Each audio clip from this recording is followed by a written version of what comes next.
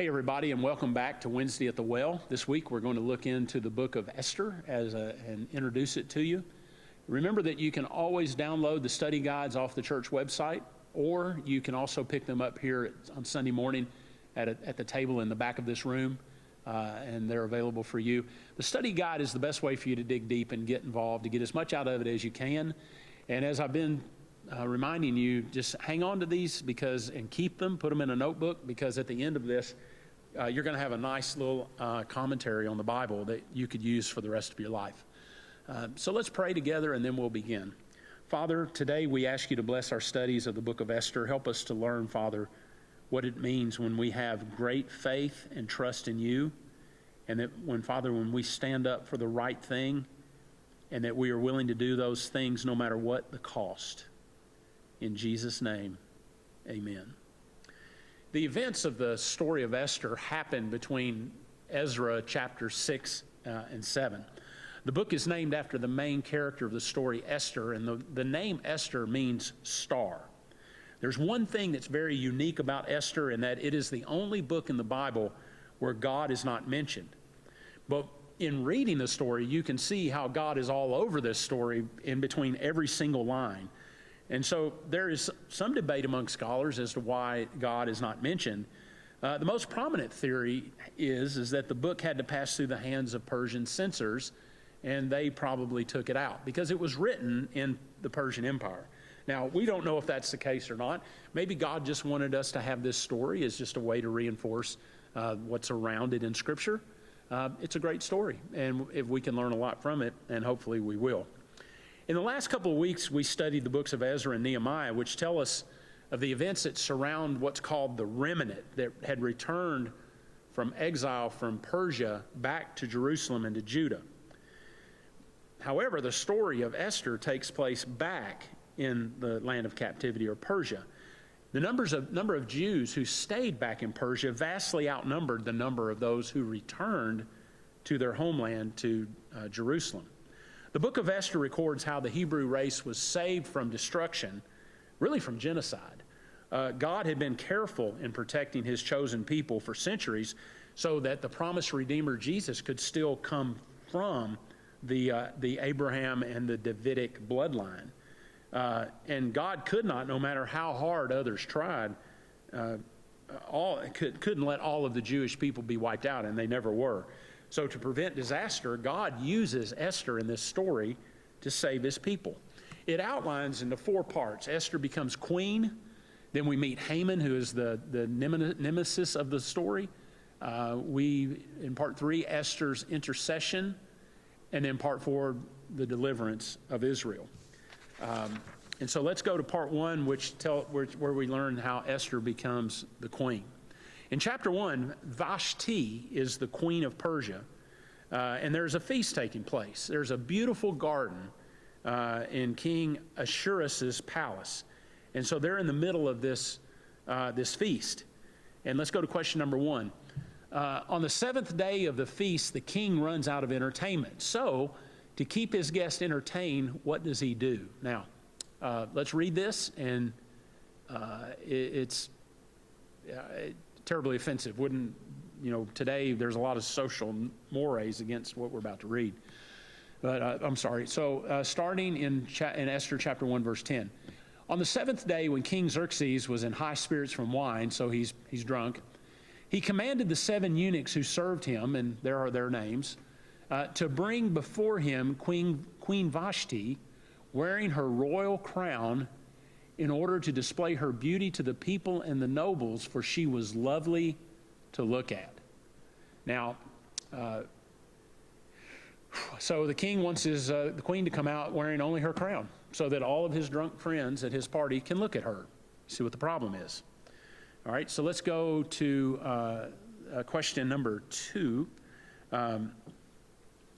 When Vashti refuses to cooperate, the king is embarrassed.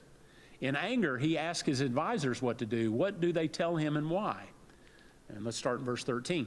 Since it was customary for the king to consult experts in matters of law and justice, he spoke with the wise men who understood the times. Interesting little phrase there. And were closest to the king. According to the law, what must be done to Queen Vashti? He asked. She has not obeyed the command of the king that the eunuchs have taken to her. So verse 16, then Memucan replied in the presence of the king and the nobles, Queen Vashti has done wrong, not only against the king, but against all the nobles and all the people of the provinces of King Xerxes. For the queen's conduct will become known to all the women, and so they will despise their husbands. There will be no end of the disrespect and discord. Therefore, if it pleases the king, let him issue a royal decree, and let it be written in the laws of Persia and Media, which cannot be repealed, that Vashti is never again to enter the presence of King Xerxes. Also, let the king give her royal position to someone else who's better than she. Then, when the king's edict is proclaimed throughout all his vast realm, all the women will respect their husbands, from the least to the greatest. The king and his nobles were pleased with this advice, so the king did as Memucan proposed. He sent dispatches to all parts of the kingdom, to each province in its own script, and to each people in their own language, proclaiming that every man should be ruler over his own household, using his native tongue. All right, now, let's go to question number 3. What plan for finding a new king did the advisors think up? Now we go to chapter 2. Then the king's personal attendants proposed, let a search be made for beautiful young virgins for the king. Let the king appoint commissioners in every province of his realm to bring all these beautiful young women into the harem of the citadel of Susa. Let them be placed under the care of Haggai, the king's eunuch, who's in charge of the women, and let beauty treatments be given to them. Then let the young women who pleases the king be queen instead of Vashti. This advice appealed to the king, and he followed it. Wow, so you see where this is going, right?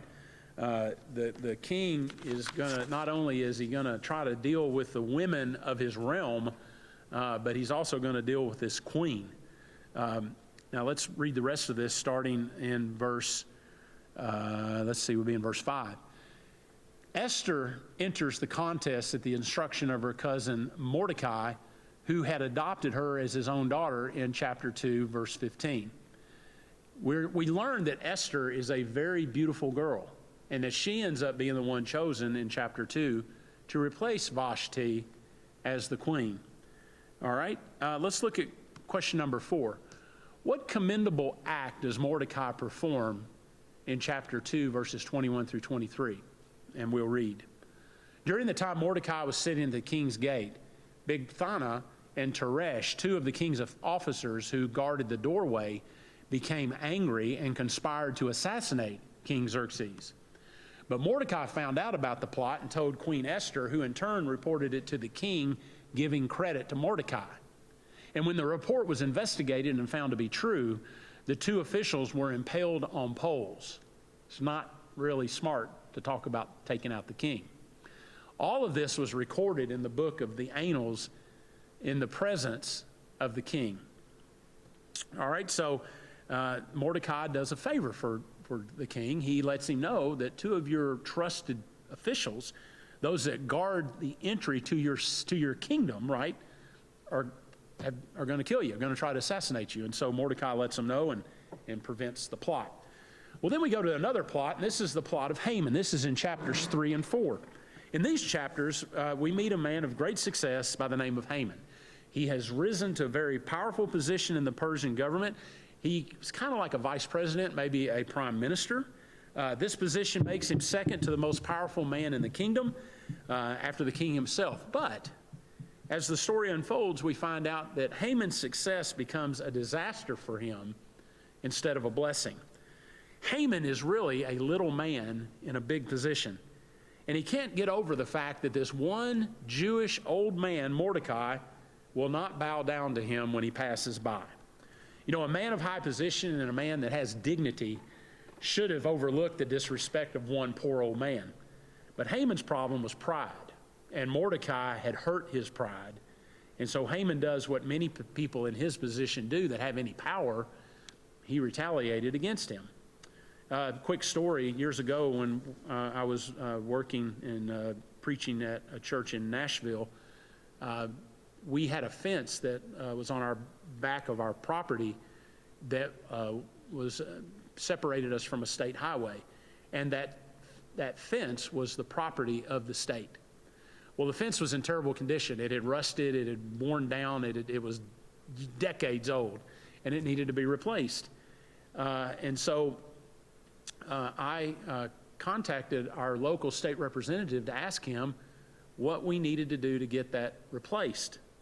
And he didn't answer my call. And when I called again, he brushed me off. He wasn't going to deal with me. And so shortly, just a few weeks after that, I was able to meet the man who was running against him in the next election. And I just asked him straight up. I said, would you consider looking at that fence? And he said, I'd consider looking at it. I sure would. So I called the current representative back and said, hey, don't worry about the fence. I've called your opponent, and if he wins, he's going to fix it. Well, guess what? Within just a month, that fence was completely redone. Now, the reason I bring that up is that there's a lot of people that get power, and they will do anything they can to get it, but once they have it, then they forget the people who put them there, and they look out for preserving their own power.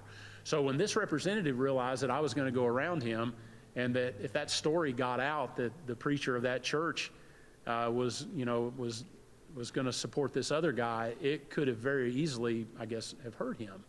And so he reacted immediately. That's what treacherous people do. And sometimes they will only act if they're forced to. Well, Haman is a treacherous guy. And as you will find out as you read this incredible book to get on your own. Let's go to question number 5. What does Haman seek to do in chapter 3, verse 6? It says, yet having learned who Mordecai's people were, he scorned the idea of killing only Mordecai. Instead, Haman looked for a way to destroy all of Mordecai's people, the Jews, throughout the whole kingdom of Xerxes. So Haman is able to convince the king that all the Jews in his kingdom are very disloyal to him. He talks the king into setting a day in which these disloyal citizens can just be murdered, right? Just like a free day to murder Jewish people. And he offers the king a bribe if he'll just allow the extermination of the Jews. So the king, he's not that good a guy, he's as big a megalomaniac as Haman, he signs a decree and he orders the Persians to kill the Jews on the 13th day of the month and then to confiscate all their property. So Mordecai sends a copy of this decree to Esther so that she could see it, because Esther happens to be Jewish. And he adds this, and he adds this to the note, to the decree that Mordecai sends Esther. And he says, and who knows but that you have come to your royal position for such a time as this? And the fact is that she had. Maybe it's a good place to ask ourselves the question, why has God put you in this place at this time? Because God has a specific purpose for each of us being who we are and where we are, just like with Esther. Part 3 is Esther's intercession. So Esther, in contrast to Haman, has not been spoiled by her high position. And although she has become the queen of Persia, she has not forgotten the poor Jew Mordecai. And so she does what has to be done with great courage. Esther approaches the king, but does not reveal her true request immediately. Instead, what she does, she invites the king and the wicked Haman to come to dinner. And during the dinner, he notices that something is bothering Esther, the king does, and he asks her about it. However, as Esther wisely tells the king that she'll make her request known the next day. So after the first day of the dinner, Haman goes home, swollen with pride that he has been included in this royal banquet. Now look at the next question, number 6. What does Haman do when he gets home? Nevertheless, Haman restrained himself and went home, calling together his friends and Zeresh, his wife. Haman boasted to them about his vast wealth, his many sons, and all the ways the king had honored him, and how he had elevated him above the other nobles and the other officials. And that's not all, Haman added. I'm the only person Queen Esther invited to accompany the king to the banquet she gave, and she has invited me along with the king tomorrow. with all of that, Haman, a high position of authority, plenty of money, the trust of the king, right? There's still one obstacle to him being truly fulfilled and happy.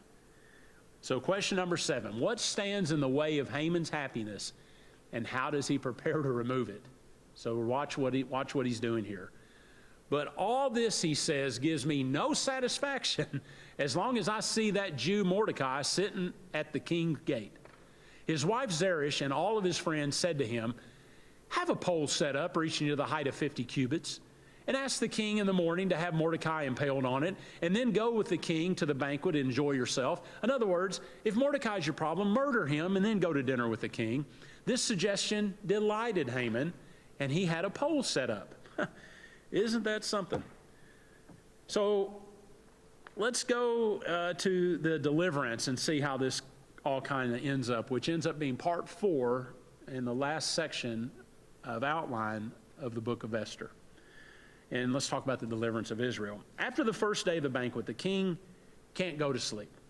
And so he calls for the royal chronicles to come and read the records of his rule to him. I guess maybe they were so boring he would go to sleep, or they were so exciting that it would wear him out. But whatever, that's what he wanted. And so the portion that is read deals with the information that was furnished by Mordecai that led to the arrest and execution of the king's 2 would-be assassins in chapter 2.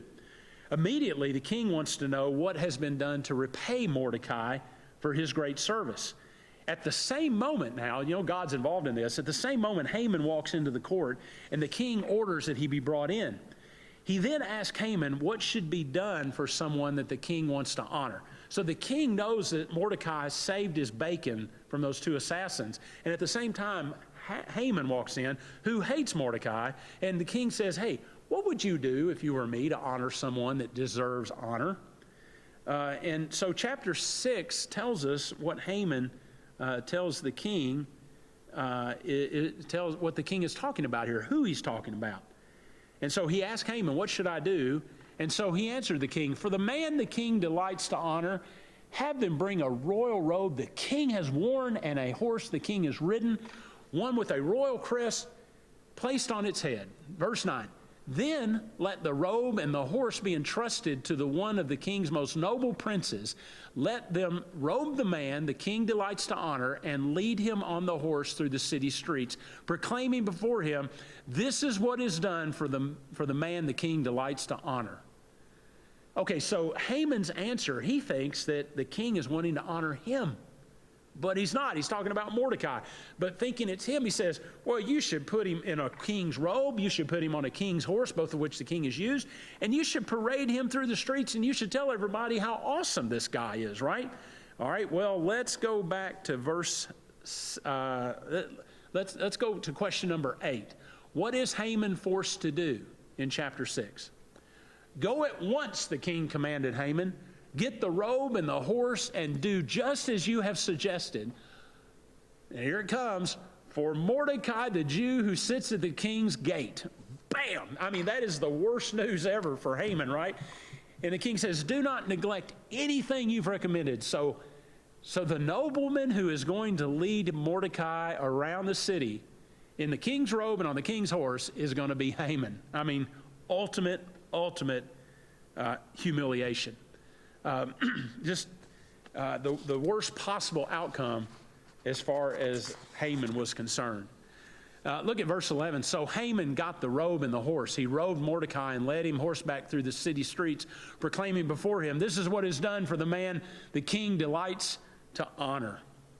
On the second day of Esther's banquet for the king, Haman, with the king and Haman, Esther has the opportunity to reveal Haman's plot to kill Mordecai, as well as all the other Jews in Persia. So let's look at question number 9.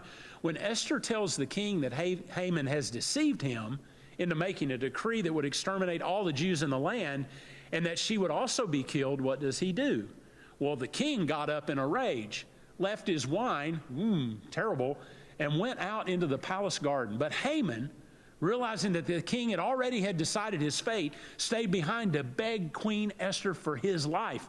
Just as the king returned from the palace garden to the banquet hall, Haman was falling on the couch where Esther was reclining.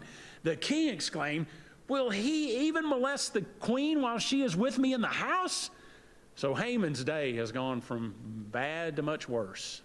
As soon as the word left the king's mouth, they covered Haman's face. Then Harbona, one of the eunuchs attending the king, said, "A pole that's reaching a height of 50 cubits stands outside Haman's house.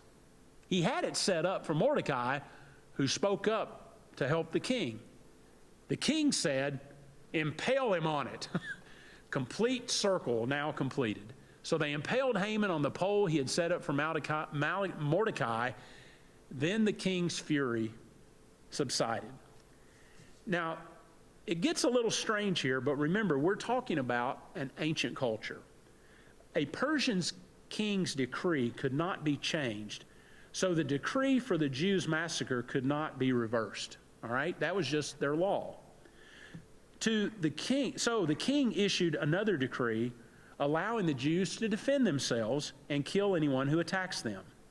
The book of Esther closes with the appointment of Mordecai to the position that had been held by Haman, and a description of the origin of the Feast of Purim. The Feast of Purim, I'm just going to give you this real quick. I don't even think I put it in your notes, but here's what happens in the Feast of Purim. It's very important. They read the book of Esther on the eve of Purim, and then they read it the next day. They give money to at least 2 poor people. They send gifts to two kinds of food to at least one person, and then a festive Purim feast, which often included wine and other intoxicating beverages. So the Feast of Purim is celebrated to this very day by the Jews, and it commemorates the deliverance of the Jews from destruction by the Persians. You could consider it like Thanksgiving Day for Jewish people. Okay, so that concludes our study of Esther today. If you haven't read it, please do. It's a fascinating book. You're going to enjoy every second of it. And be sure and come back next week. Our homework for this week is to read the book of Job. And you need to start early on it because that is one long book. But please read it and you'll be ready for next week. So God bless you. Thank you for coming to our class. And I look forward to seeing you again next week. Thanks.